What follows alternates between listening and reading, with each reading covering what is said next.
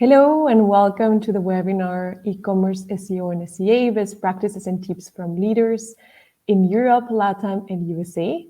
My name is Alicia Medina and I am Partnership Manager at Verbolia.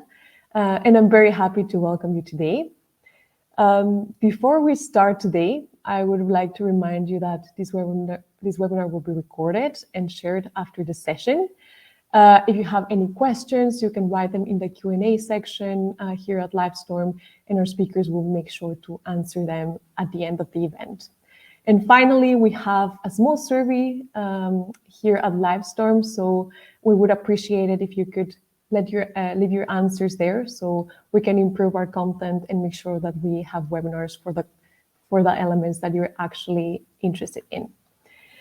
And today I have the pleasure of welcoming three amazing speakers, Alex Ramirez, CEO at T2O USA, Carla Lopez Torres, Managing Director at T2O Mexico, and last but not least, Pierre-Olivier Danjaive, CEO at Verbolia. Alex Ramirez is a business leader with over 25 years of experience in both agency and advertiser roles.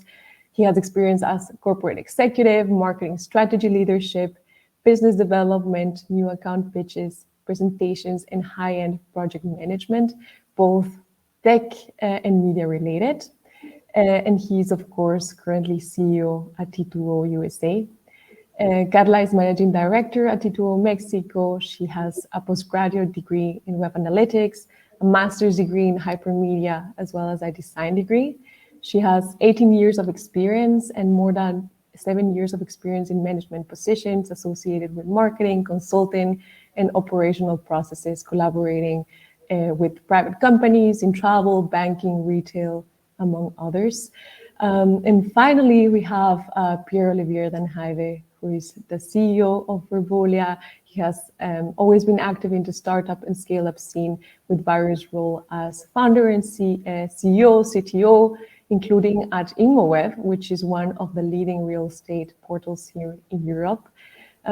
He's indeed currently founder and CEO at Verbolia, which is a booming European scale-up, helping e-commerce increase their traffic with artificial intelligence. Welcome, Alex, Carla, and Pierre-Olivier. Super happy to speak to you today. And before we get started, I would really like to kick off this webinar with this question, because I'm super curious to know, how long have you been active in the digital marketing, SEO, SEA, e-commerce world? Alex, why don't you start? I've been around for about 25 years, 10 years working specifically on the SEO. I was an SEO consultant and then eventually evolved into other types of roles. But yeah, about 25 years working on the marketing field. Thank you. What about you, Carla? Hi, Alicia. Thank you very much for having us. Well, I have been involved in digital marketing for the last 15 years and specifically in SEO, search strategies for 10 years. I started as a web designer and developer, and I think it was very natural to becoming an SEO consultant in that moment. Super. Pierre-Olivier, I'm curious to hear your answer as well. I'm the new guy here, apparently. I have a bit less than 10 experience, especially in marketing online, but I've been active on the web for quite a long time, more on the technical side. And I used to be CTO in a quite large website with a lot of traffic. So it got me to understand a little bit how SEO works. And recently, it's been 4 years now that we've founded Verbolia, which is really focused 100% on SEO for e-commerce. So yeah, in total about 10 years, let's say. That's amazing. So there's a lot of knowledge and intelligence that can be shared today. So very excited about that. And on that note, let's just jump right into the topic, I would say. And I know, or you know better than I do as well, that traffic acquisition is a super broad area. And if we talk specifically about traffic acquisition, which with search engine marketing, We typically see that SEO and SEA experts work kind of in separate teams. So my question would be, how do SEO and SEA initiatives complement each other? And why is it important to have SEO and SEA strategies that actually go hand in hand? Carla, why don't you start? Yeah, of course. Well, I think SEO and SEA strategies both belong to a main strategy, search strategy, of course, but the objective is about visibility and findability. And there may be a misconception about, I don't know, having a very successful strategy in SEO maybe is not necessary to complement with paid search, but it's not true. Of course, we need both together, because when we need to have a success campaign in paid strategy, we need a very optimized landing page. So is a kind of play with the search, paid and organic search, and I think it's very important to work together, because in both cases, the main objective is about visibility and findability, I think. Pierre-Olivier, what's your take on this?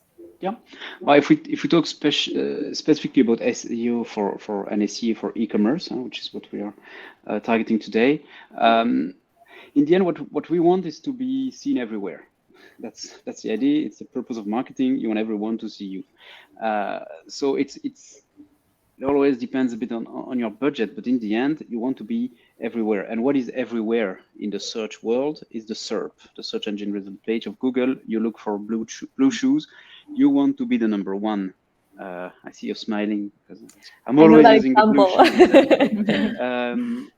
You want to be the number one because you want to see yourbrand.com. That is there.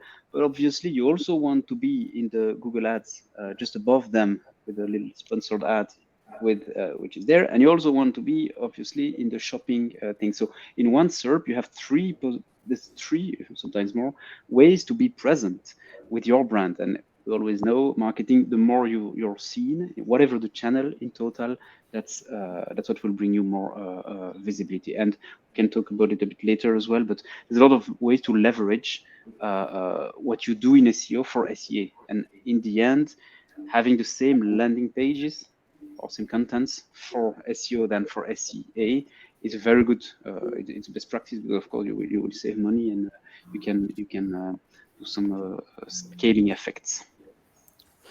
Super important. Alex, what's your thought on this? I agree on both, and I think that it's all about discoverability. I mean, the products need to be found and be able. The consumers don't know about if it's search, SEM or SEA or display, or or search or social or whatever. They just know that they have an intent. They want to find a product. They just want to buy it. The cheapest, the better, most of the times. And that's basically about it. So as long as we are able as marketers to maximize exposure and to find a balance between the SEO world and the search engine marketing world, the consumer is just going to be able to find our product and buy. And in the end of the day, it's all about the bottom line. So I think that the most important is to be able to be there in the most efficient way and maximize visibility and profitability for the brand. It's all about the return of investment on all these tactics that we as marketers put into play. Mm-hmm. And of course, everything that you're mentioning, this being able to be seen, will come with its challenges. But let's focus right now more on the SEO part, so on the organic part. What do you see as the main challenges for your e-commerce customers when it comes to traffic acquisition with SEO? I would say that the main problem is it all depends on the industry, but I would say that the main issue is how that discoverability is sustainable for the brands. I think that in the end of the day, each brand is different, but when we talk about e-commerce, the catalogs can be huge, and sometimes each product is not unique to the manufacturer. Sometimes it's a distributor, like stores like Best Buy, for instance, right? Like that they showcase a lot of products that they don't own, and they do showcase those products in other places as well. So that discoverability and that findability, it's complicated to mitigate the fact that you will have the exact same product showing in the search results for different companies that sell the same brand. And that is very challenging because basically one needs to stand out to the other so that the actual consumer gets and buy that product in that specific store. So it's I think that the most important challenge there is how do you make your listings or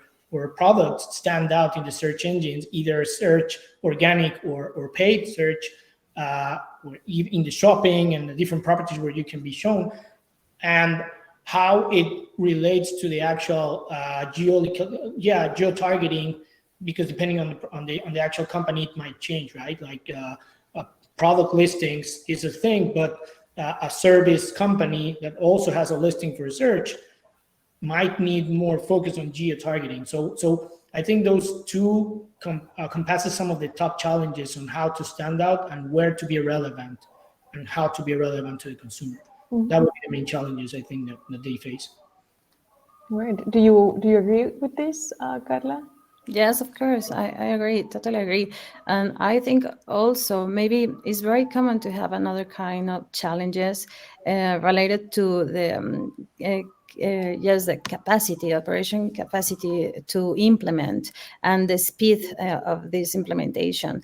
Very often, the main stopper is internal protocols or processes that prevent a quick response. So maybe it's because of technical or security constraints, but it's common to have this kind of stoppers about the speed in implementation. Another one could be these, I could say, infinite possibilities about SEO. So I think a challenge for brands and our customers is just identify the best option among all the possibilities without asking for help, because maybe at the same time we would like to implement an SEO strategy and a voice search solution or a progressive web app or an app store optimization. So we have a lot of possibilities in order to improve our search strategy, but we need to ask for help and yes, and have these advisors in order to to identify what kind of solutions could help me in a relevant case. And from your perspective, thank you, Carla. From your perspective, Pierre-Olivier, also from not from an agency point of view, but from a technology point of view, what would you add to those challenges? Yeah, it's true. We are on the other side, because we are a vendor and we provide the technology. We don't provide the advices like my colleagues here are doing. But nevertheless, we see more or less the same things, because agency specialists will provide advice, they will analyze, they will say to the customer, hey, you should do this, this, and that. And quite often it's just, okay, but we can't do it. Or some things they can, but it will take time, and so on. So the resources they have in IT or in content are sometimes, I mean, most of the time is the main blocker that we see with our customers. Something else, when your e-commerce business is a bit more mature, at some point, everybody will tell you, you should go for long tail. And it's really, really difficult to do at scale, because you need technologies, you need lots of research. And this is really something that becomes more, if you don't have an IT team dedicated to this kind of thing, because long tail, as we know, it's about a lot of pages to create. So you just don't do that by hand.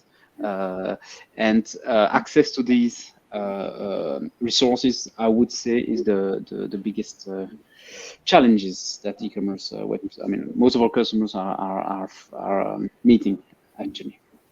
Yeah, and maybe to already based on your question as well, on this last question as well, there's these many challenges that e-commerces are facing, but what would be the main or the core, let's say, core 5 elements of a a good SEO strategy for e-commerce that would truly help them to overcome such challenges? 5, but the very first thing will be to identify keywords. That's the very first thing, because in the end, search marketing is about being found, but you can only be found on keywords. So it's all about that. So identifying the keywords, ordering them by the potential return, so volume, but also do you have products for these keywords?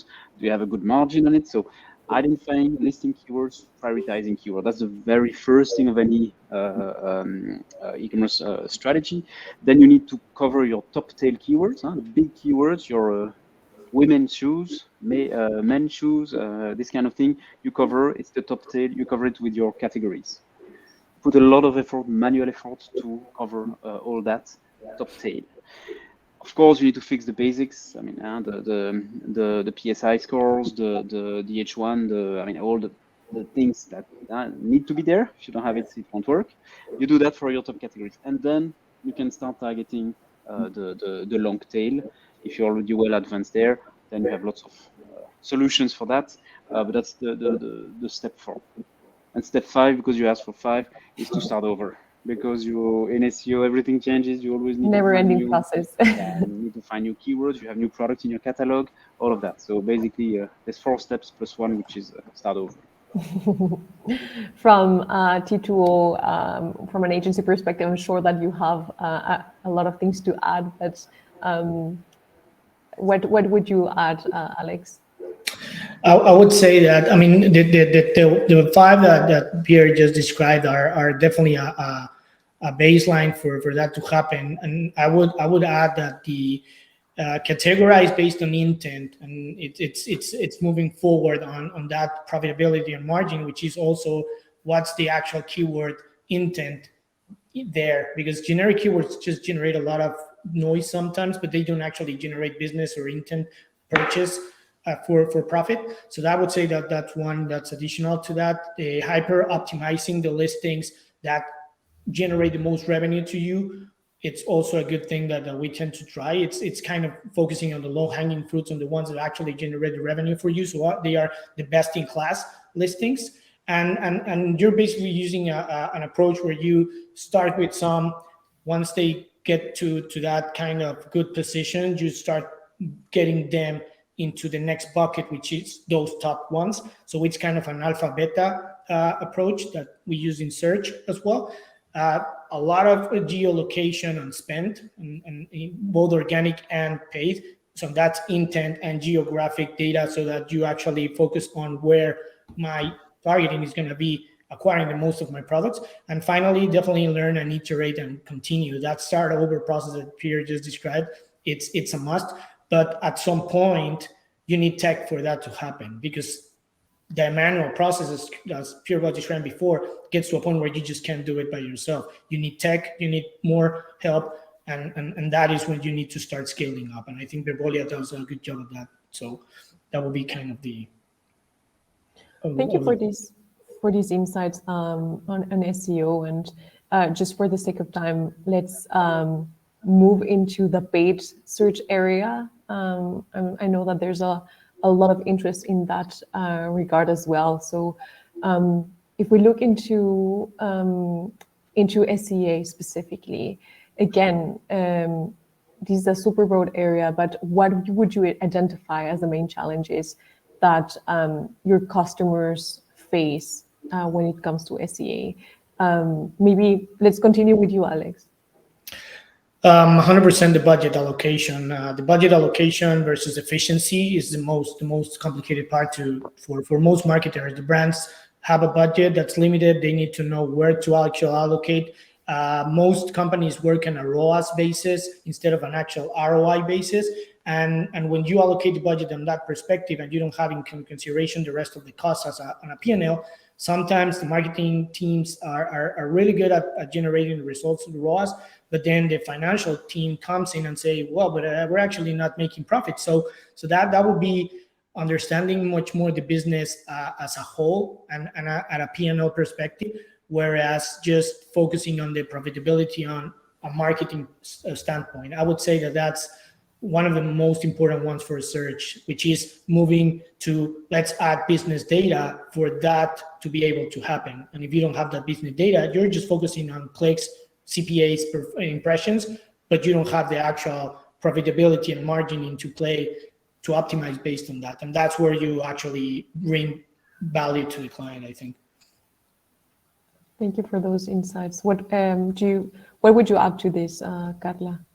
Well, I think it's very related with the Alex just said about this kind of bias we have sometimes about the results, our performance. This analysis maybe could be biased because there are many aspects, as Alex said, of course, the budget, these criteria about the ROAS could be, but another aspects related with data, with new competitors, with changes on the platforms, all these aspects can bias the way that we analyze the performance of our results. So yes, could be a big problem if we don't define a solution for identify the way that we could follow to understand our results. And thinking about, of course, these challenges, there must be ways that we can overcome them, right? So I'm curious to know what you are telling your clients, what you are advising your clients in terms of what they should implement for their strategies in SEA in order to, be successful, be found, be seen. Well, I think continuing with this idea about how to develop a strategic vision, I think planning is the key. Planning is a very important process that sometimes we don't have enough time to do it, but it's necessary because campaigns that have a high automation component require, of course, a definition of clear objectives. And of course, these campaigns need a very engaging creativity in order to connect with users. So planning connected to this main objective about business I think is one of the most common advice that we share with our customers. So because of course, in this context where we have a lot of platforms and the technology is part of the environment, we need to maintain this strategic focus.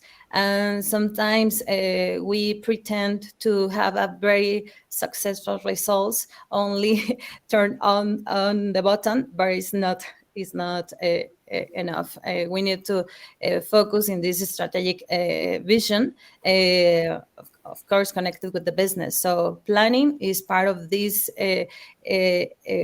exercise to define our objectives.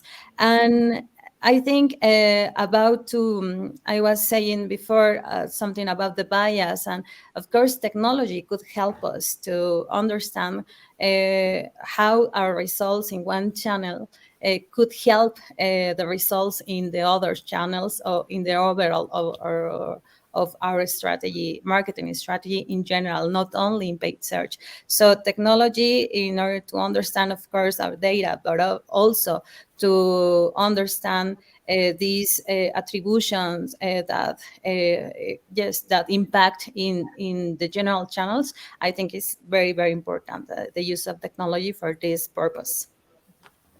Thank you. And you were mentioning this importance of this, let's say, coexistence about the different channels.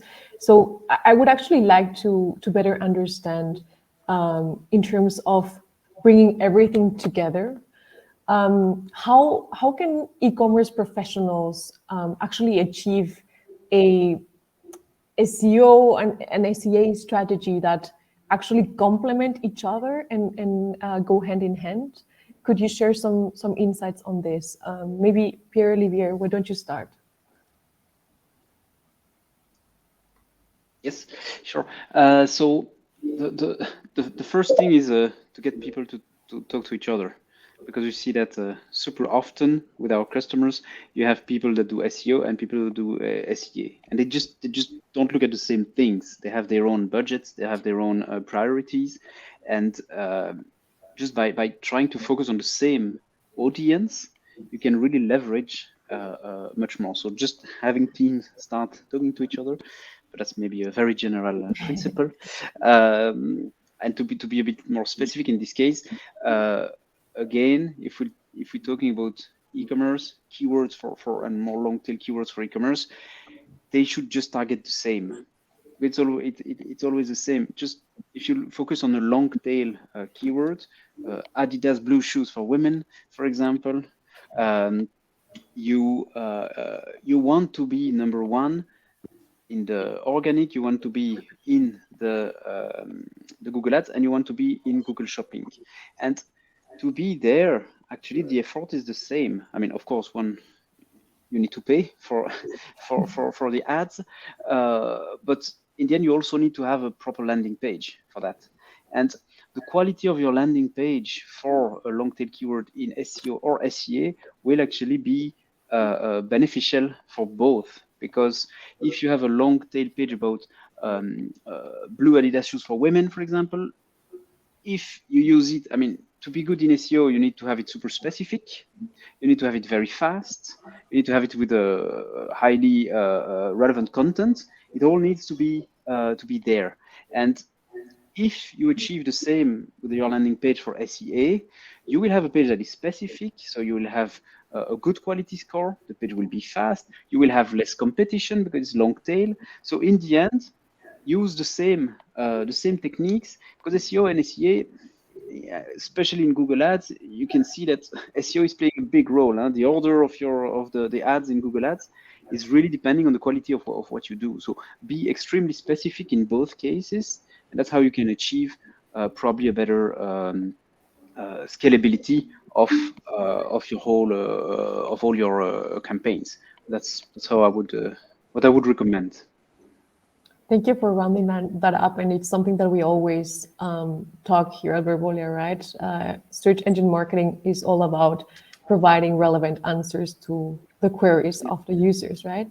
So I'm super curious to hear from you as well, Alex. What would be your thoughts on this? Yeah, I think that definitely leveraging the listings and technologies is there for that is smart. I think that it basically brings you that value on why should I create, not every time, but why should I create a separate listing for a search or a landing page and then a separate one for an organic? If we don't have the resources to do that, it might not make sense at all. So using technology for that and blending and leveraging that, I think that that's an important one as well. And then the other is implement content that nurtures the content within the landing page, because in the end of the day, for Google, it's not just about give me a page that shows me a product, but it's about give me a page that shows me a product that's relevant, that I think that it's strong enough to index compared to the rest of the ones that are also there, right? And moreover, in e-commerce, where the same product is being sold in several properties, including their own Google listing sometimes, right? So if you don't have that, in the end of the day, you're just fighting against another domain and another landing page that has almost exactly the same information, and how you stand out. That's adding relevant content, widgetized, that consumers find useful, reviews, videos, more images, more different type of content from other places. You know, there's different ways of accomplishing that, but that's I would say that's the way to leverage that and complement each other. Mm-hmm. What would be your thoughts, Carla? Yes, well, in line with Pierre and Alex comments, I think, well, first step, of course, after planning is to develop this tech environment that allowed us to connect our activity, search marketing strategies with our product stocks, because it's a basic, because sometimes we have many problems with clients, customers, final customers, because maybe we show an ad or a snippet or something or information that is not available. So second one, I think we need, again, defining priorities and offering users valuable information, not only, of course, in our landing pages, information about the products, but also in our snippets and our ads. I think we need to be very specifically in these details about our products, and to be more be specifically in actions. I think it's important to take advantage of every possibility to be more attractive than the competitors, because as we talked before, it's about be present, but of course be the most attractive. So in that case, if we talk about paid search, of course it's necessary to use the extensions in order to have these ads yes, with more space in the SERPs, with price and offers. But also in organic search is a must to using markup language or structured data like schema, in order to, yes, to have the tagging, specifically to have the opportunity to appear with the knowledge panel or shopping panel in Google. So this is a three very basic points, but are very necessary in e-commerce search marketing strategy. Thanks to the three of you for sharing these insights and this knowledge from you. And actually, I'm sure that everyone here is really curious to see or to hear some of the best practices from your clients, because of course you have not only that theoretical experience in search engine marketing, but also you're working directly with actual e-commerce clients. So I would love to know some best practices that you have gathered over time and that you would be keen to share with us today from your clients, of course. Alex, why don't you start? Yeah, so we work with one of the largest consumer electronic brands in Europe, and obviously these guys have been around for quite a while, so they're pretty advanced in most of the things that they do. One of the things that we've been helping them when we onboarded the account is on organizing data based on those data points and analysis that we can get from different platforms and tools we use, such as Verbolia. Like, how do we make use of that data that it's based on business intelligence and not just marketing performance data, to build a more solid approach towards our bidding strategies and where to focus our budget allocation, both SEO and SEM. You know, it's all about how to maximize the efforts and the actual budget that it's there. So having that well balanced allocation, I think it's important. Having a really well structured and defined listings for both different channels on the search specific is what is going to really help maximize profitability. And that's the way that we're doing with these type of clients that are huge, that the product catalog is that big that you need to define where to actually put the money in so that the bottom line is as profitable as possible. And that is all about data. Once we add a tool like Verbolia, and we can actually create a more robust ecosystem and create a longer long tail landing page structure, we start gathering data, then we add that business data points, and then we analyze and restructure again. So that's the way that we're doing it, and this is the way that we collaborate basically in your end in this particular specific case. Super good insights. Carla, do you have any other insights from customers that you would like to share? Yes, of course. We also work with one of the largest global insurance company. Their search marketing strategy is based on the definition of content territories of each line of business. This is in order to avoid keyword cannibalization among their products. So is very important because some products are very similar, so they need to establish the limit between them. Of course, as we know, the quality of the landing page could define the success of the paid search campaign. So this is the reason why we have developed together with them and implemented a very intense SEO plan in their main digital assets and prioritizing the products, the optimization on the landing page of the products that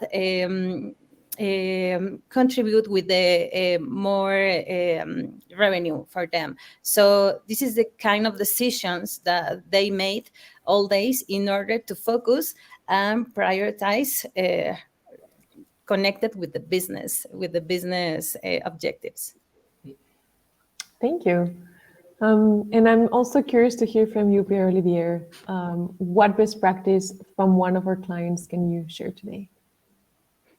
I will not be too specific about the client, but I can give you a few examples still. But I would say a best practice. I mean, it looks simple, but have as many products as you can, because the magic is really in your products, your inventory.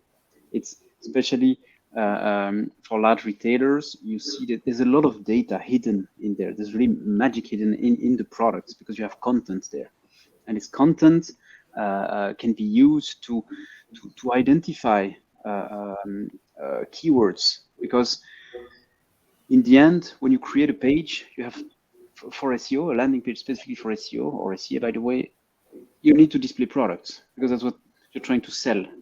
So in the end, in the descriptions of your product, in the titles of your product, there is really a huge amount of information. We have a very large retailer in Chile. I think they have 500,000 products, and there we can run super fun algorithm to identify, to extract keywords. And for them, I think we identified 30,000 keywords, long tail keywords, deduplicated, not cannibalizing their own pages. So 30,000 high quality keywords, very specific. It's long tail. Huh? Each keyword will bring 5 visits, 10 visits a month or a day, but times 30K, it's quite a lot. And out of this, I think now we have 23,000 of these pages that are in the top 10. And actually, we have 10,000 of these pages that are in the first position in Google, just by analyzing the richness, all the value that is inside of the product listing. That's the very first thing. So have a lot of content, and your product is content. Another thing, obviously, is SEO. It's a bit annoying because you have to be perfect in everything. You need to have pages that are super fast. If they are slow, you might disappoint a bit your users or disappoint Google. If your content is not well presented, it's a bit annoying. If your linking is not good, so you really need to focus on everything. So you better start with a bit less pages, but make sure everything is correct, and then you can ramp up a little bit. And something that is very often overlooked is the events, the seasonality, the Black Friday, the Christmas, the Father's Days, and this kind of thing. Once you have come up with a solution that is a bit okay to create pages at a decent scale, I mean, we at Verbolia, we can do it at super high scale, but we can also build other solutions. Just go for it. Just add Black Friday at the end of all your categories. I mean, it doesn't take a lot of time, and we see the peaks of traffic there. It's just crazy. So play on all this. It's really super important. Best practice as well in SEO, maybe in SEA. Sorry, Google Shopping. It's a very simple thing, but a lot of people don't do it. For your Google Shopping campaigns, so visitors will land on the product detail page, the product page, display recommendations. You need to, because it's your only shot to convert that user, because the user is not browsing your website, he's browsing Google. He sees products in Google Shopping. So he's actually looking at your product, but through Google. When he clicks, he will arrive on your product detail page. If he doesn't like what he sees, he will just leave your website, and you lost the customer. So just in case you would disappoint the customer, just display a few recommendations, jeans with the same color or whatever. Just that super simple thing to avoid bounce rates. Google campaigns, and Google Shopping is, I think, one of the biggest expense of a lot of e-commerce players. So there are a few simple things that you can use to really might avoid increasing your bounce rates. These are a few things. Definitely, these best practices that you're mentioning from your clients, yeah, super valuable, I'm sure, for our audience. And on that note as well, I would be very curious to know, starting with you, Alex and Carla, what or how actually consultancies like T2O can help e-commerce companies to really make the best out of the strategies for SEO, for SEA, but overall on a global outlook. Could you share that with us? Yeah, we strive to help brands grow their bottom line. That's the bread and butter of what we do. We help e-commerce brands to grow the bottom line and their market share, and the whole point about this is using the different channels that are there. These two channels, to say, are our last click channels, and they're very, very useful, obviously, and very important for the full funnel. But there's so much that needs to be happening when you actually focus on a full funnel strategy, you need help. You need help to be able to upscale, to really nail it down to the profitability, and to be able to leverage teams, technology, and be able to really challenge the competitors in that sense, right? It's all about, how do I win this battle all over and all over again, right?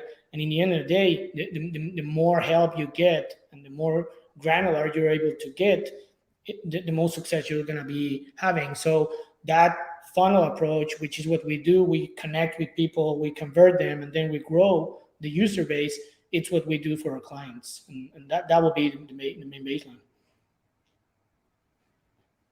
Thank you for sharing that, Alex. Carla, what would you like to add? Well, it's very similar. Of course, it's the same company, T2O, but I think the way that we could help some brands is just designing a customized solution.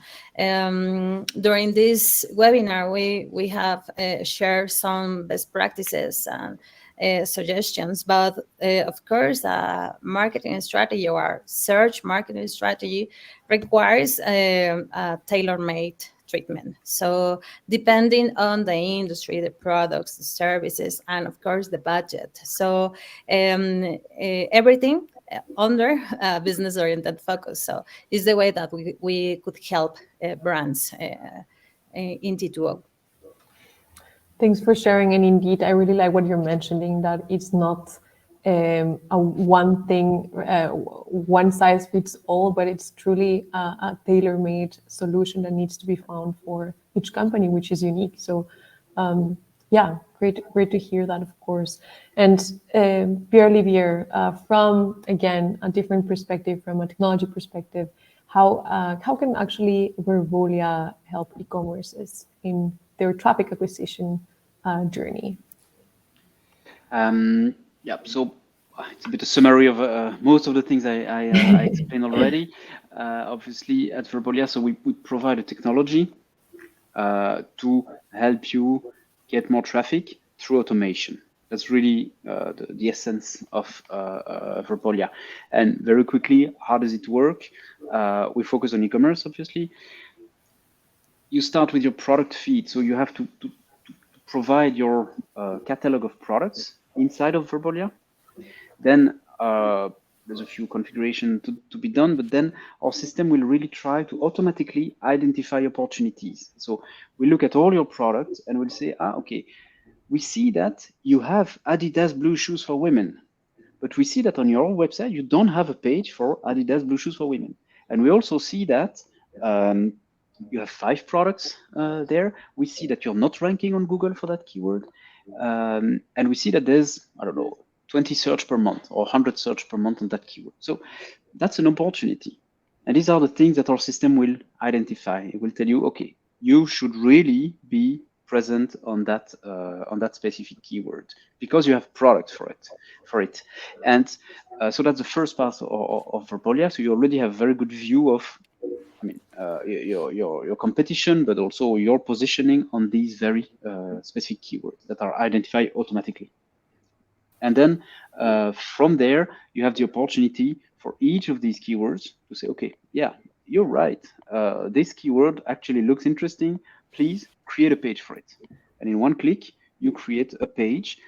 Of course, it will be a listing page targeted to that very specific keyword. And so it's super simple. In a few clicks, you can create thousands of pages. Our biggest customer, I think they create 1 million long tail pages on their domain with Verbolia. They have many millions of products. And Verbolia makes sure that the pages that have been created, they are super good in terms of speed.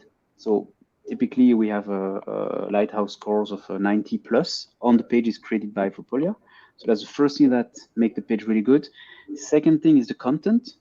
So we want to display a page with products, with Adidas blue shoes for women, for example. We want to display the right shoes, but we also want that there's a little bit of text, a little bit of content around that to be sure that the user and Google, when he's scrolling the page, understands what it's about. So we have algorithms that will pick and select the best pieces of your content, your descriptions, your user reviews, to push in the page, so that this page is really, really good for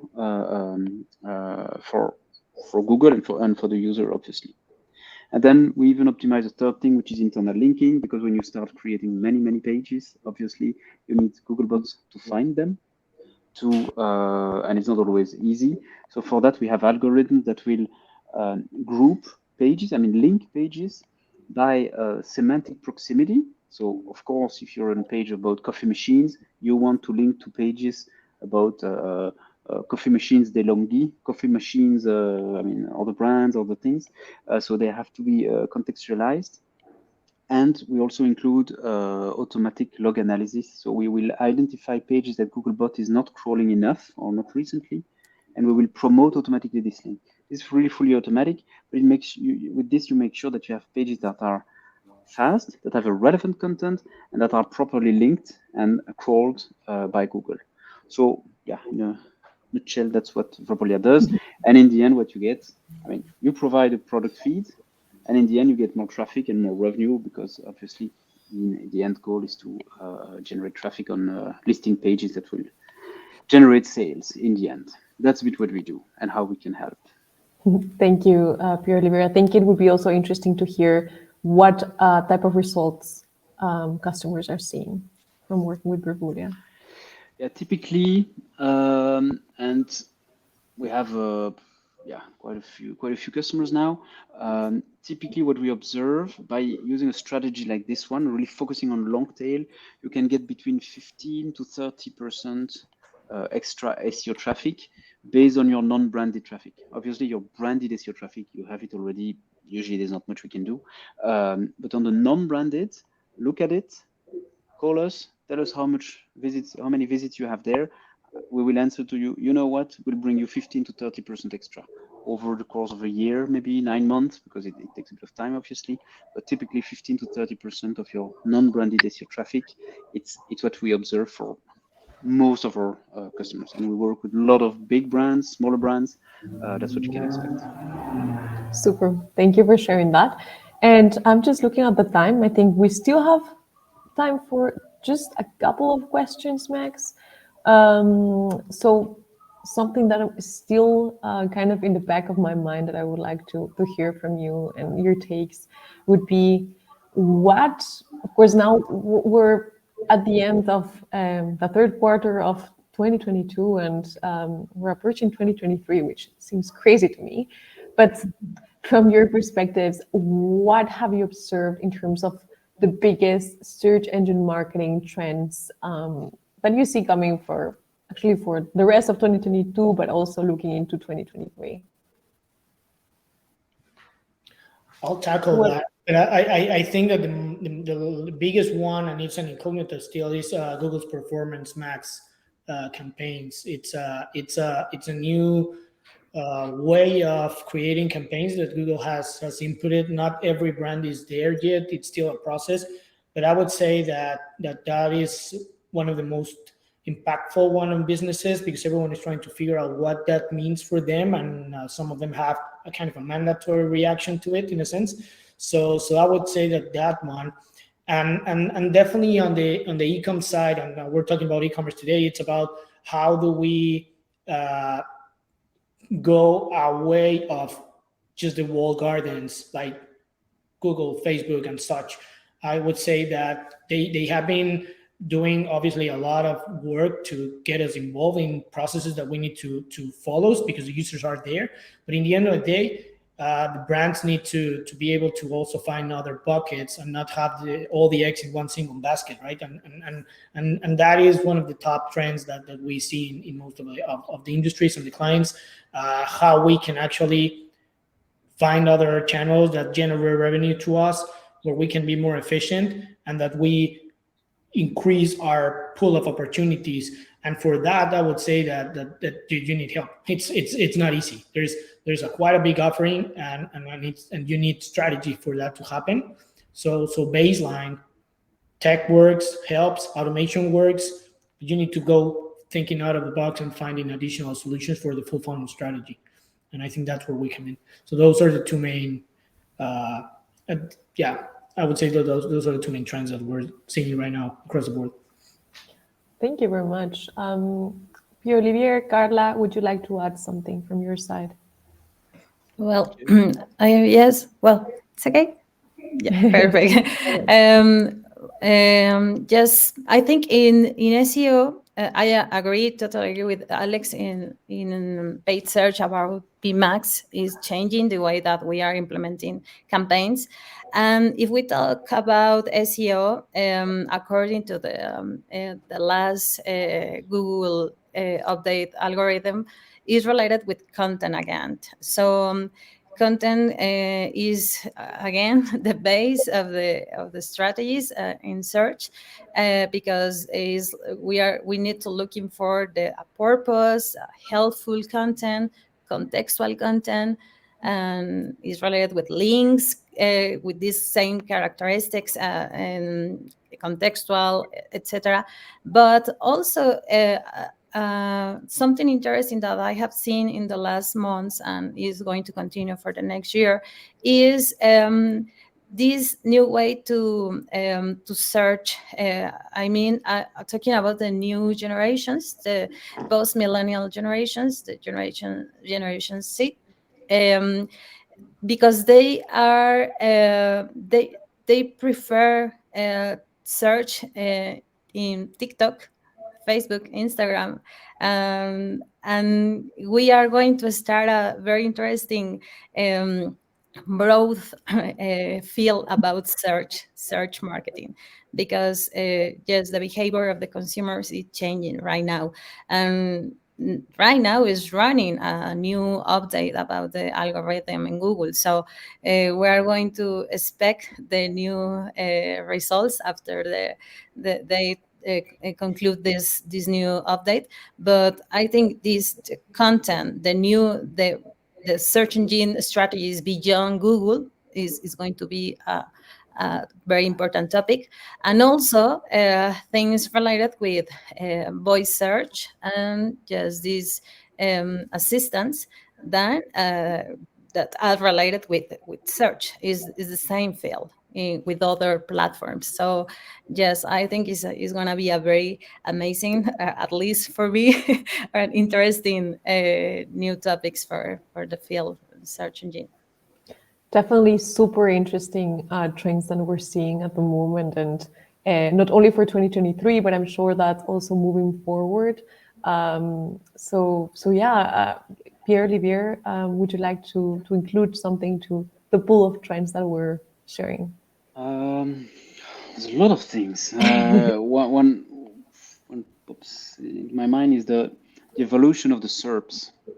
Because when you look at the SERP before, it was you look for something and you get results, and then you started having results plus ads, and then you started having results, ads, and then now you have ads and shopping ads, and then you start having a map, and you have a video, and you have if you look for jobs, if you start having the Google for jobs in real estate in some countries. So it's becoming even more multi-channel. When I'm talking multi-channel, I'm talking multi-channel of the search. So it's SEO plus SEA.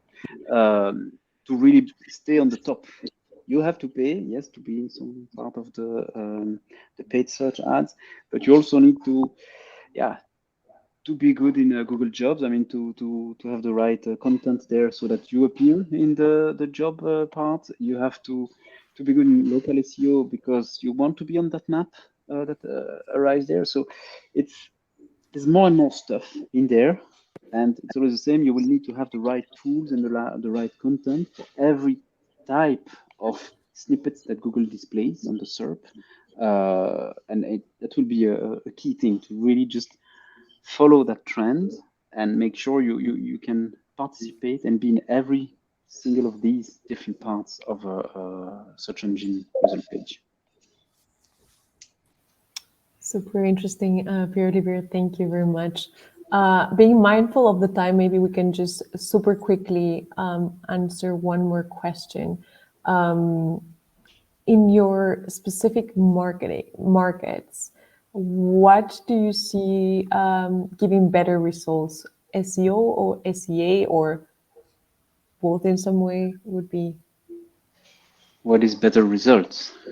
Yes, it's a question from the audience here. Yeah. Depending on I would say the cheapest in terms of cheapest in terms of CPC, probably SEO, but it's in a way it's limited as well, and you have less power. If you're ready to pay a bit more in CPC, of course, paid search you can go, you can probably get more volumes, but yeah, it's a complex question. I would say it's about time. I think it's about time, and search generates short-term results, whereas organic results tend to take longer to be there, but are more sustainable. So in the end of the day, it's finding the balance on sustainability and growth and profitability versus the actual, I need results right now because the product launches today and I cannot index a page in one day, So that's why they need to work together. We've been talking about how to blend them. Well, this is a real case scenario. Like if I need a product launch that's going to happen tomorrow and I don't have even time to index content before time so that it ranks, I need to go search. There's no way that I can do that with organic. And that's so time is the baseline of how we balance search and SEO in that perspective, besides competition and the whole thing, right? Yes. But I would say it's about both work, but the balance is going to be defined by time. Super, thank you very much. And last but not least, I would be very interested to know, Alex, Carla, Pierre-Olivier, where can we find you? Well, here you have our social media links. You can contact us, and it was a very, very big pleasure to be part of this webinar. So thank you very much. Yes, this is the site, t2o.com. Yeah, thanks everyone. Thanks obviously for. Thank you very much. Thank you very much to you, to our speakers. Yeah, just get in contact if you need any help. We both will be able to help for sure. Definitely. And indeed, here is also the site of Verbolia. You can scan it, same as the site of T2O. And thank you to our audience for tuning in. Looking forward to seeing you very soon in the next webinar. Thank you, Carla, Alex, for Olivier. See you soon. Thank you. Alicia. Bye-bye. Goodbye. Bye.